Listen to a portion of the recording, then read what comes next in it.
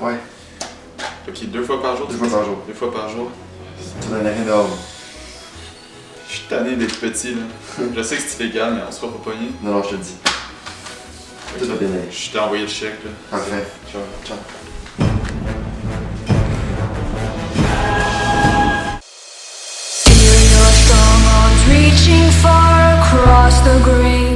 Salut les boys! On est là aujourd'hui pour vous parler d'un sujet controversé, la créatine. Beaucoup pensent que c'est du dopage, nous on pense que ce n'est pas.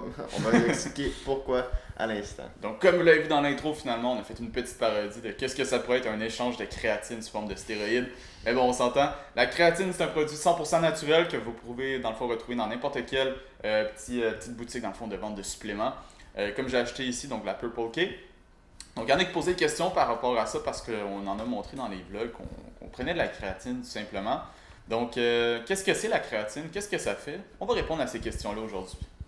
Donc, la créatine, notre corps va aller en chercher naturellement dans les aliments qu'on va prendre dans la vie de tous les jours. Exemple, dans la viande rouge, le poisson. Donc, notre corps peut faire jusqu'à 2 grammes de créatine par jour avec ces aliments-là. Mais bon, pour ceux qui s'intéressent à la muscu, qui veulent s'y mettre à fond, c'est peut-être pas nécessairement assez. C'est pour ça qu'il y a des suppléments qui vont prendre en moyenne, dans le fond, un surplus de 5 grammes de créatine par jour. Donc, c'est ce qu'on retrouve dans les capsules ici.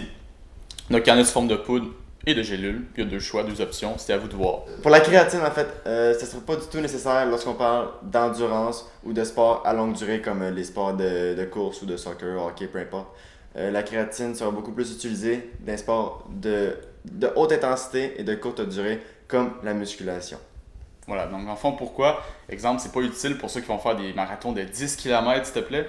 C'est simplement parce que dans le fond, la créatine va être une source d'énergie beaucoup plus facilement puisable pour le court terme. Donc, pour ceux qui vont justement faire des répétitions, surtout dans les 3 premières répétitions, lorsque vous allez faire vos exos au gym, c'est là que vous allez chercher le plus de force. Donc, c'est toujours pratique. Puis justement, pour ceux qui vont faire de l'endurance, donc vous allez chercher votre énergie plutôt dans l'oxygène de vos cellules. Donc c'est pour ça qu'il faut dans le fond une source d'énergie beaucoup plus assimilable rapidement, comme par exemple la créatine. Donc pour ceux qui se posent la question, est-ce que je vais donner énorme et sec si je prends la créatine? Donc il y en a qui ont un peu cette pensée magique-là. Ce qu'il faut savoir, c'est que la créatine, ça vient aussi avec la responsabilité de boire plus d'eau. Pourquoi? Parce que la créatine va déshydrater plus facilement. Mais vous allez devoir boire finalement 2 et 3 litres d'eau par jour, ce qui est normalement la quantité qu'un humain doit boire chaque journée. La créatine en fait, va augmenter un peu votre masse musculaire. Elle va créer un peu de rétention d'eau grâce à toute l'eau que vous allez boire. Elle va beaucoup l'assimiler dans vos muscles.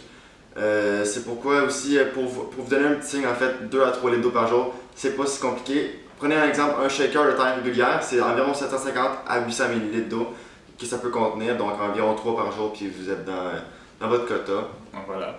Donc aussi, bon, oui, la créatine, ça va vous faire gagner indirectement de la masse musculaire. Pourquoi? Parce que vous allez être plus fort lors des premières répétitions, comme on l'a expliqué tantôt. Donc forcément, oui, ça va vous permettre de pousser plus fort et donc éventuellement de gagner de la masse musculaire ainsi. Mais ce qu'il faut savoir, c'est que la créatine, c'est vraiment un supplément comme un autre qu'on trouve partout.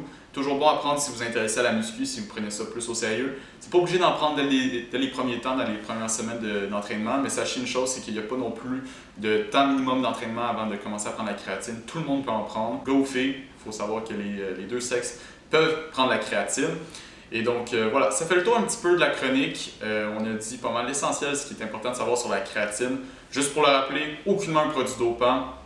100% naturel, on trouve ça dans la nourriture qu'on prend tous les jours. Et puis si vous avez d'autres questions, n'hésitez pas à les poster dans les commentaires. Sinon, on vous dit à la prochaine pour une autre vidéo. Ciao, boys. Peace! Feel your strong arms reaching far across the great divide.